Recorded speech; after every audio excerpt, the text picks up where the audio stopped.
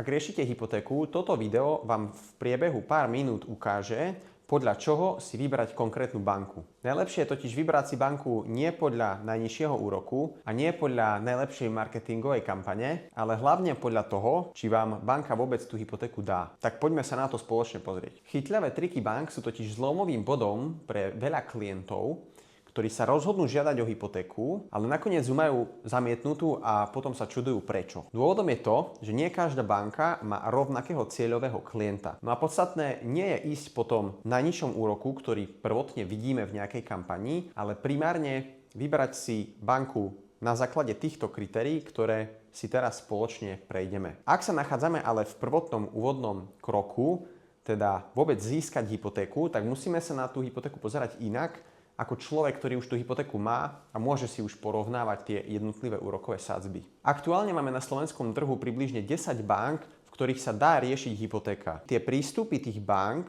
čiže niekto ich cieľový klient môže byť a niekto ich cieľový klient nemôže byť. No a my potrebujeme presne zistiť, že kam spadáme pri jednotlivých bankách a na základe toho sa rozhodovať, do ktorej banky potom ísť. Poďme sa teda spoločne pozrieť, od čoho sa odvíja výber tej banky. My v praxi, keď hľadáme pre našich klientov najlepšiu banku, tak toto je prvý parameter. Je to parameter príjmu. Konkrétne, čo tým myslím, tak každá banka môže mať nejaký svoj cieľový trh, že kto je ideálny zákazník tej banky. Samozrejme, trvalý pracovný pomer ako príjem je najlepší a najstabilnejší pre všetky banky. Čo ale v prípade, ak má niekto príjem z podnikania, tak tam už sa to veľmi radikálne líši.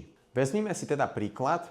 Ak som podnikateľ a som živnostník alebo jednoosobová SROčka, to moje podnikanie produkuje napríklad 36 000 eur v tržbách za rok. Tak niektorá banka môže z týchto tržieb akceptovať môj príjem a vypočítavať ho tak, že ho počítajú ako isté percento z tržieb. Takže banka A môže vypočítať môj príjem ako 60% z tých tržieb a vyjde im, že zarábam ako keby 1800 eur mesačne. No ale čo teraz scenár B? Ak iná banka príjem počíta ako 10% z tržieb, tak v tomto prípade pri rovnakých tržbách banka počíta, že mám príjem len 10%, čo je 600 eur mesačne. Pri takomto príjme by som si určite tú nehnuteľnosť nemohol kúpiť. Aj keby tá banka B mala nižší úrok, je zbytočné pre mňa vôbec žiadať v tejto banke o úver, pretože by som mal negatívny zápis v úverovom registri, pretože by mi banka neschválila ten úver a to je pre mňa čierny bod aj do budúcna. Ako sme si spomenuli už ale skôr, keďže tých bank je takmer 10 a podmienky sa v čase menia, tak napriek tomu, že dnes môže nejaká banka brať 60% z tých tržieb, niektoré banky to môžu vypočítavať iným spôsobom a o rok to môže byť úplne inak. Druhá vec, na ktorú dávame pozor pri výbere banky, je to, koľko potrebujeme peňazí. Ak teda ideme kupovať nehnuteľnosť a vieme, že potrebujeme nejaký nadštandard, čo je viac ako 80% hodnoty nehnuteľností, tak musíme podľa toho aj teda patrične vybrať banku. Ak chceme žiadať napríklad o 90%, čo je častý prípad hlavne mladých klientov, ktorí sa snažia kúpiť nehnuteľnosť prvú a majú menej zdrojov, že potrebujú 90% financovanie, čiže chcú použiť len 10% vlastných zdrojov, môžeme vybrať banku, ktorá nám schváli tú 90% hypotéku, avšak musíme dávať pozor aj na úrokové prírážky, ktoré tá banka bude mať. Niektoré banky môžu mať tieto úrokové prírážky v hodnote napríklad aktuálne najnižšia 0,15%, čiže ak nám banka štandardne hypotéku schváli s 3%, tak 90% hypotéku nám schváli s prírážkou 0,15, čiže dokopy 3,15%. Sú banky, ktoré tú prírážku dávajú oveľa väčšiu, napríklad až 1% na úroku. Aj na základe tej úrokovej prírážky, ak chceme žiadať o nejaký nadštandard, aj s týmto musíme napríklad počítať, podľa čoho si vybrať tú správnu banku, napríklad u tých starších klientov možnosti predčasného splácania. Mladí ľudia hlavne riešia, aby dostali vôbec tú hypotéku a starší hlavne riešia, aby sa jej čo najskôr zbavili. Možnosti predčasného splácania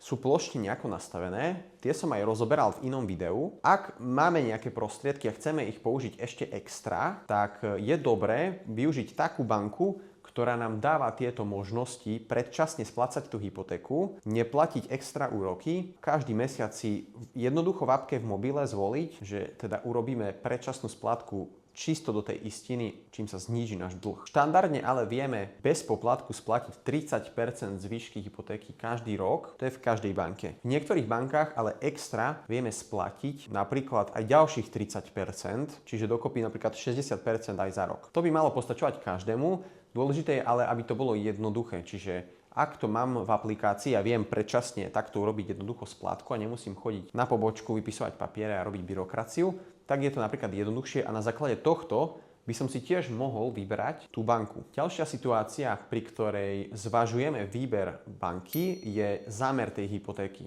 Zámer hypotéky môže byť napríklad pri výstavbe, ak ideme stavať, tak niektoré banky majú oveľa viac byrokratický ten proces. Pri iných bankách je to oveľa jednoduchšie, menej byrokratické a ide to plynulejším procesom a dovolím si tvrdiť aj s menšími poplatkami. Zároveň v rámci zámeru hypotéky predstavme si modelovú situáciu, ak chceme do jednej hypotéky napríklad nadobudnúť nehnuteľnosť, refinancovanie aktuálneho úveru a zároveň nejakú rekonštrukciu. Tak jedna banka, banka A, nám môže povedať, áno, nie je to problém. Druhá banka nám ale naopak môže povedať, že no ale my len vieme urobiť tie účely z 3. Vtedy nám povie banka, že no tak vyberte si, čo chcete. A podľa toho musíme teda aj vyberať tú banku. Ďalší častý spôsob, na základe čoho si ešte zvažovať výber tej banky, presne nejaká kontinuita, keď chcem brať viac tých hypotekárnych úverov. Mám lepšiu situáciu, mám lepšie príjmy, tak niektorí klienti naozaj uvažujú nad tým, že chcú si kúpiť nejaké investičné nehnuteľnosti, ale v niektorých bankách sa to jednoducho nedá. Niektorá banka nám už pri druhej hypotéke môže povedať,